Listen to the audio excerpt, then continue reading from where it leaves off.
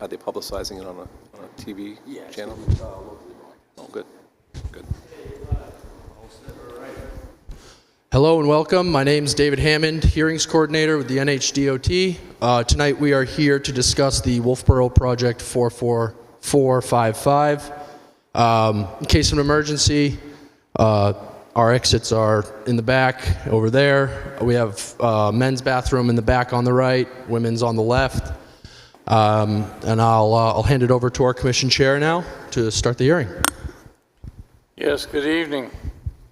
Call this hearing to order Wolfeboro Project 44455 to order at 6 p.m. Wednesday, December 10th, 2025.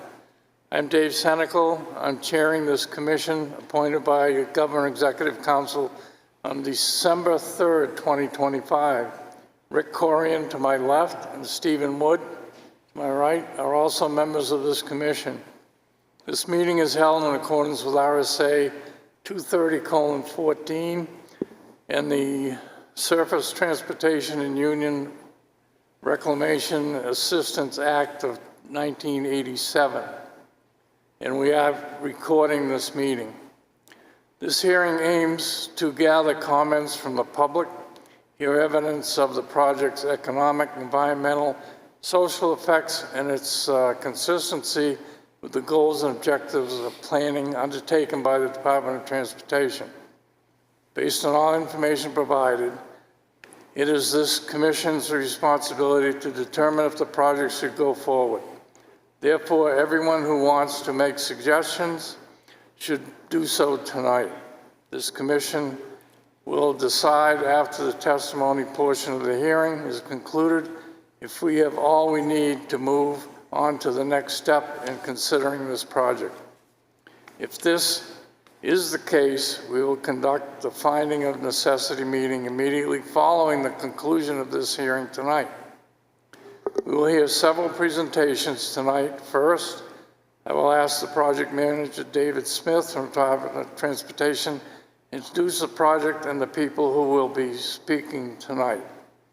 After their presentations, I will open the floor to those who wish to address the Commission.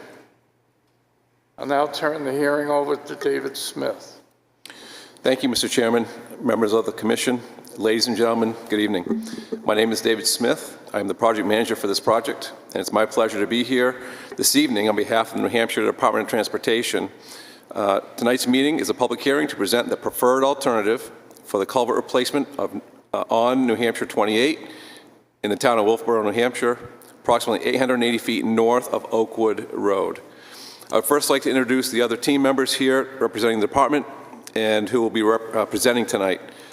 We have Paul Coddington, who is our Chief of Administration, who worked in great support of this meeting. Not here with us, but wanted to recognize him and his efforts. We have David Hammond, who spoke and opened the meeting this evening as well from the Bureau of Right-of-Way. We have Tim Millett, design engineer with the Bureau of Highway Design, who will provide a detailed presentation later on this evening. Dylan Schmidt to my right, who is the environmental manager with the Bureau of Environment at the New Hampshire DoT. Eric Sargent to my far left, administrator for the Bureau of Right-of-Way, that will also provide some narrative this evening. I'd also like to thank, again, David Hammond, hearings coordinator, Kayla Woods and Natasha Milkey, right-of-way agents in the Bureau of Right-of-Way, and the remaining team present here tonight from the Bureau of Right-of-Way for their assistance with this hearing. We'll try to be as succinct as possible in presenting this project. And anticipate our presentation will take about 30 to 40 minutes. Following the presentation, Commission Chairman David Senecal will open the floor for your comments and questions for the record. Tonight, we're presenting the proposed New Hampshire 28 roadway improvements, which will install a 9-foot by 6.5-foot four-sided box culvert with concrete wing walls upstream and downstream. The purpose of the project is to install this culvert at the same location as the existing, which will be the same length as the existing at 80 feet, replacing the 60-inch corrugated metal pipe that failed during a storm event in July 2023. An original 6x6 concrete box culvert was constructed at this location in 1929 and replaced in the 1990s by New Hampshire DOT maintenance operations. On July 16, 2023, a storm event went through the area, causing flooding of the waterway and failure of the roadway and culvert. Emergency repairs to the roadway and culvert were completed. The culvert and roadway remain in stable condition, but a compromised condition, warranting replacement. I'll now ask Tim Mallett from our Highway Design Bureau to provide the details of the proposed layout. Tim? Thank you, Dave. This on the screen here shows the low point in New Hampshire 28, where the culvert is located. You can see the pavement patch, and this is in South Wolfeboro Village. In addition to the construction of the new culvert, there will be some utility work and guardrail replacements to bring those into compliance. We have existing conditions out there. This shows the inlet and the outlet of the pipe that was repaired from those intense rains in July of 23. Largely the work consisted of joint repairs and backfilling with geotechnical fabric and repair or regrading of the embankment slopes. But these were temporary fixes. Things have held together since that point. Here we have, I'm just going to switch this to the next. Low battery. Yeah. Okay.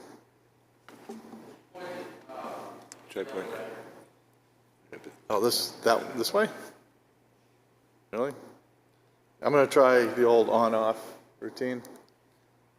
Make sure my red button's working. Yeah. David, would you mind advancing up top? Yeah.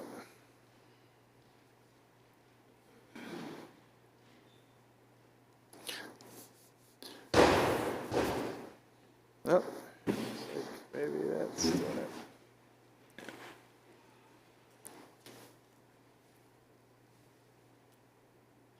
Interesting. There we go. David's going to advance it. Thanks, David. Just advance to the next slide, please. He did. One more. Yeah, there you go. So this is the washout that occurred, and you see the old 60-inch rusty pipe there that Dave had mentioned was installed in the 1990s in the footprint of the old box culvert. This culvert is still in poor condition, and you could advance the next slide, Dave. You can see from this interior that the flow is restricted inside there. You can also see some of the joints in the distance. But this constriction is going to be a problem if there was another peak flow event like we saw in 23. It's holding together, but it's largely that flow line that is in the poorest condition. Please advance to the watershed boundary map. This is it's a relatively small watershed, about 737 acres, but it does have steep slopes and kind of a silty soil mix but the area is largely wooded with residential development that has I think largely been built out, and the runoff it is collected in a central channel that it makes its way down to the roadway here, and then ultimately to a confluence with Mink Brook, which discharges Russ Pond. Those of you familiar with Wolfeboro in this area, this is probably pretty familiar territory. Let's go to the next slide. This should be, Dylan is going to give us an environmental summary, but we do have a wetlands permit that was approved earlier this year, and the Army Corps has authorized the work under the current general permit for New Hampshire. The proposed culvert does meet all of the DES criteria for alternative designs. We believe this design will substantially improve conveyance, and also connectivity for aquatic organism and natural sediment transport, which you'll see in the next slide, where what's depicted here is the proposed culvert. It's going to be 9 feet wide, 6.5 feet high. It's a prefabricated concrete box with concrete head walls, and the additional width, it will be extended to the north, in the same footprint of where the metal pipe is, but extended to the north. There'll be these diagonal lines that you see interior to the culvert are tapered grade controls, which are also concrete. They will be tapered in both directions, side to side and upstream, downstream. We found that these work well to optimize a low flow channel, as well as fostering simulated stream bed. And if there's a need to pass woody debris, it generally works pretty well with these. But there'll be stone armor on the placed at the inlet on the outlet side, where you can see on the hatching there. That's to minimize wetland impacts. Additionally, with the proposed design, these bullets detail some of what I've already said. There will be a substantial increase in hydraulic efficiency, not only from the size, but just from the inlet itself. And there's no change in the roadway profile proposed. Construction is planned for 2026 and cleanup in 2027. The construction would begin around the Labor Day period to avoid, next slide actually talks about traffic. And the detour would be quite large here. It would take a lot of effort even to just draw a plan to show a 30-mile detour or so. So this is going to be alternating one way with signalization and concrete barriers on both sides. That's how the traffic will be managed here. And as I had said, these are the traffic volumes we see in our, from our sampling and network. Next slide. So there are both aerial and underground utilities here. Underground is merely a water line which supplies some properties to the south. It's an 8-inch water line, and the Wolfeboro DPW will be installing a temporary bypass, and then the contractor for the project will be replacing the 8-inch line that's here in the same spot. We've set the inverts for the culvert so that it can, that can be achieved. The aerial work involves moving the poles and bringing the guardrail in compliance, both in height and in its separation from the poles. As you can see, what you might have seen from the original, the first slide, how close the U-poles were to the guardrail. This does involve additional coordination with not only Wolfeboro Municipal, but the Breeze Line and Consolidated Communications and First Light Fiber. So that's ongoing. It would be, it's desirable to get those poles moved prior to construction, highly desirable, to have things go a little smoother. And then last slide here.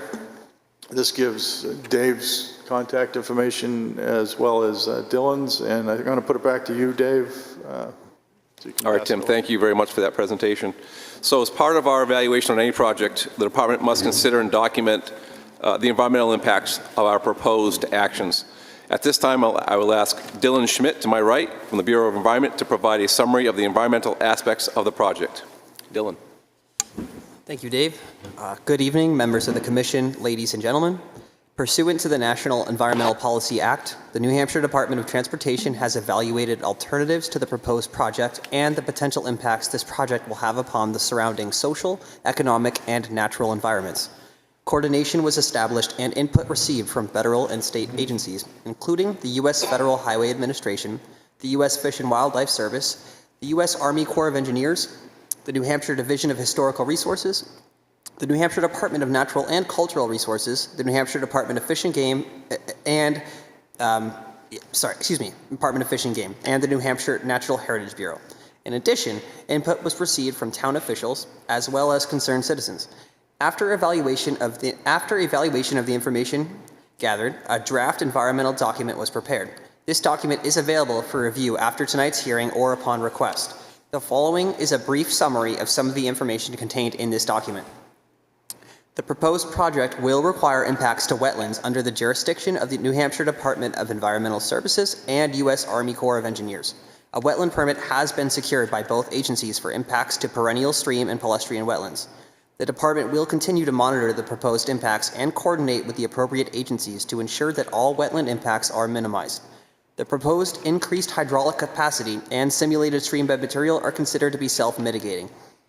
In order to protect water quality during construction, the contractor will be required to implement the stream diversion and erosion control measures which have been approved in the New Hampshire Department of Environmental Services wetland permit, as well as to prepare a stormwater pollution prevention plan, identifying the appropriate erosion control, stormwater, and surface water management measures which will be implemented during construction to control sedimentation and to maintain surface and stormwater flow within the project area. An endangered species review has identified the potential for one federally listed endangered species, the northern long-eared bat, one threatened species, small-rolled begonia, and one candidate species, the monarch butterfly, to exist within the project area. Further review of the project impacts resulted in a no-effect determination for the northern long-eared bat and small-rolled begonia. The monarch butterfly is considered a candidate species, and impacts to this species are not anticipated. New Hampshire Fish and Game has identified that the unnamed tributary to Mink Brook is considered a cold water fishery, which is a habitat for a number of fish species. In order to ensure that the proposed project does not adversely affect the species within this fishery, all in-water work will be conducted between August 25th and October 31st. Pursuant to Section 106 of the National Historic Preservation Act, the Department, in coordination with the U.S. Federal Highway Administration and the New Hampshire Division of Historical Resources, must consider the impacts of the project on historical resources. The project area has been evaluated and reviewed for historic properties and areas of archaeological sensitivity. From these reviews, it was determined that the proposed action would not have an adverse effect on properties eligible for or listed in the National Register of Historic Places. A no historic properties affected determination has been made for this project. Finally, if there are any natural, cultural, or socioeconomic resource concerns associated with this project, please bring them to our attention tonight or within the comment period following the hearing. Thank you, and I'm going to turn it back over to Dave. Thank you, Dylan. As this project will involve property acquisitions and easements, I'd like to ask Eric Sargent, Administrator of the Bureau of Right-of-Way, to describe the process of acquiring the necessary right-of-way for this project. Eric? Thank you, David. Members of the Commission, ladies and gentlemen, before I go into the right-of-way procedures for this project, I would like to mention that we have with us tonight copies of a booklet entitled Public Projects in Your Property, which describes the right-of-way acquisition and relocation assistance procedures that are utilized by the state. This booklet is especially useful for those property owners impacted by the proposed project. Again, these are available from department staff. If after reviewing the information and testimony presented at this hearing, the Commission finds the necessity for the proposed layout, several things will happen. First, with approval to proceed with the design of this project, the Department will be preparing appraisals for each of the properties impacted by the proposed construction you see on the plans. A staff appraiser from the Department or a fee appraiser hired from private industry will contact each owner to appraise their property. The appraisal will reflect the fair market value of the property rights needed to complete the construction. Prior to starting negotiations, the appraisals are reviewed separately to see that all appraisals are accurate and have taken into account all applicable approaches to value. The value in the reviewed and finalized appraisal will be the offer of compensation used by the department as basis for negotiations. A right-of-way agent from the department will visit each property owner and discuss each acquisition separately. This is an opportunity for owners to ask questions and bring up concerns. If the property owner accepts the offer, conveyance documents are prepared, ownership is transferred to the state, and compensation is provided to the property owner.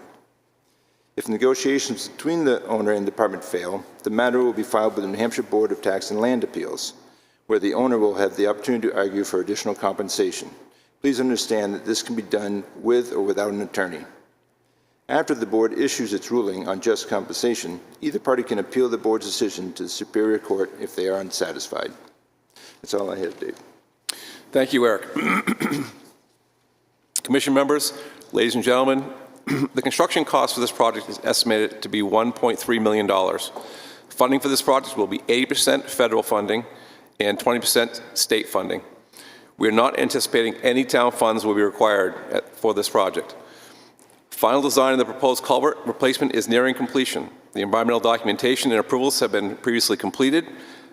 If there is support for our proposal and the committee finds in favor of the layout and improvements, the department will move forward with the project's remaining right-of-way acquisitions.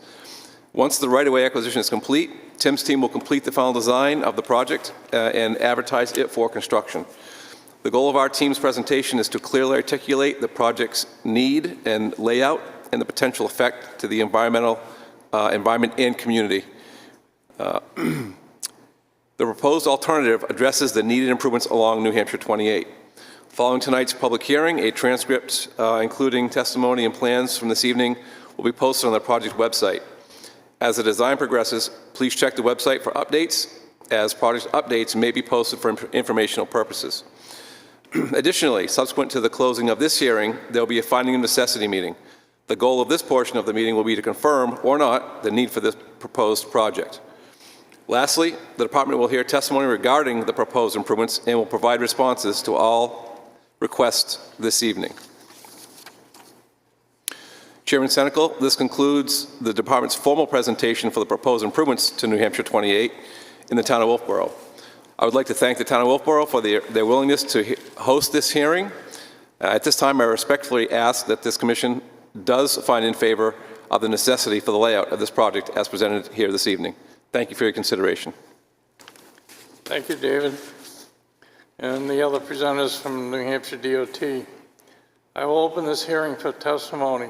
We ask those who are providing testimony tonight, please try to limit it to 5 minutes. I don't think we'll have a problem with that. All right. Again, hearing comments, concerns, questions for the public.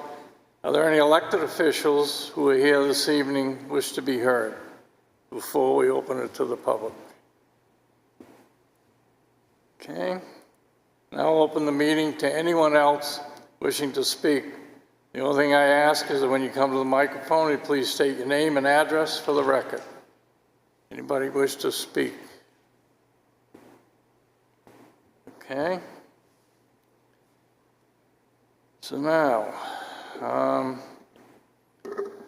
do any of the members of the commission have any more questions from Department of Transportation? No. No. Okay. Members of the commission feel they have sufficient and adequate information. Pose the finding necessary for the Wolfeboro Project 44455 at this time. Okay. So immediately following adjournment of tonight's public hearing, we will be taking a 5-minute recess before reconvening to conduct the finding of necessity meeting, Wolfeboro Project 44455. The finding of necessity meeting, public proceeding under RSA Chapter 91A, and may be attended by any interested person. However, the finding of necessity is not a continuation of the public hearing. Therefore, public testimony will not be taken. So would anyone like to make a motion to adjourn this hearing? So moved, Mr. Chairman. For a second? I'll second. All those in favor? Aye. Okay, the hearing is adjourned at 6:25 p.m. Thank you.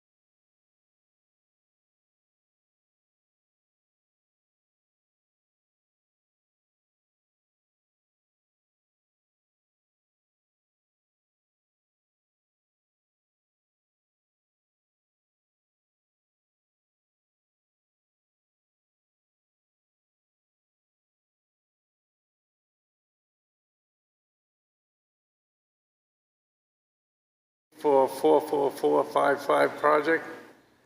This meeting of the commission appointed for the Wolfeboro 44455 project is called to order at 6:30 p.m. Wednesday. I'm Dave Senecal, Chairman of the Commission, appointed by the Governor and Executive Council.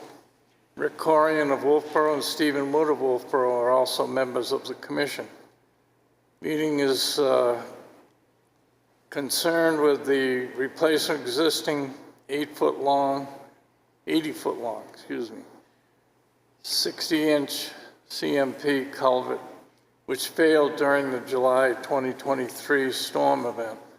This is a public proceeding under RSA 91A and may be attended by any interested persons. However, this is not a continuation of the public hearing, therefore no public comment will be taken. The purpose of this meeting is for the Commission to discuss the projects, review the resolution of issues, and determine if there is necessity for the layout as they are proposed. Commission have any questions or comments in regard to this project? Anybody? No?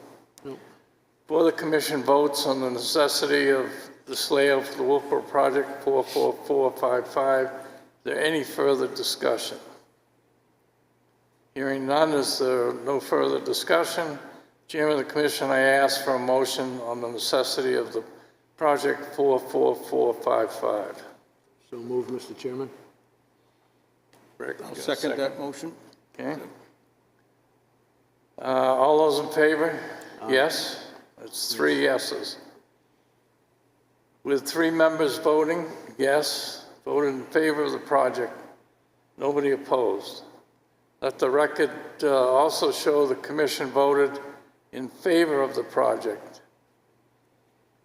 Should you have any questions or issues not discussed at this meeting, the Commission recommends that you contact David Smith, Project Manager, or Eric Sargent from the Bureau of Right-of-Way upon adjournment of this meeting. Having voted on the issue at hand, this meeting is now adjourned at 6:35 p.m. Thank you, everybody. That's all right.